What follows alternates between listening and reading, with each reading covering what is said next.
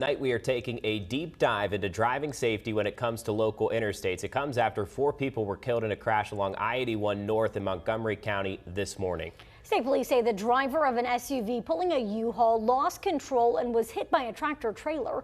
3 people in the car were pronounced dead at the scene. A 4th person was flown to the hospital where they later died. WFXR's Haley Connor joins us live in studio with details on a concerning combination of factors that can lead to deadly crashes here at home. Haley.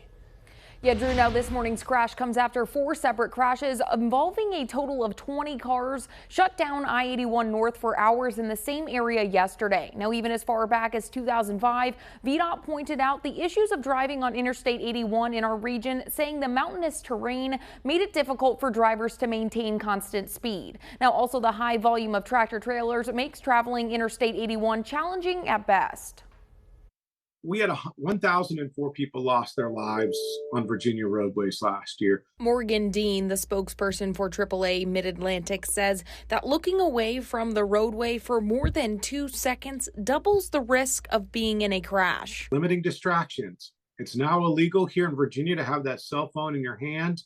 If you're going to be using it, put it in a holder to use the GPS, hand it off to a co-pilot, or put it in airplane mode or driving mode and stow it in that center console. He says that drowsy driving can also be very dangerous. The AAA Foundation estimates that drowsy driving is a factor in an average of 328,000 crashes annually. If you start to get to a point where you don't remember the last couple of miles that you've driven, you feel like you've gone into some sort of autopilot mode and you're not really as focused in front of you as you could be, you start to do that nodding off.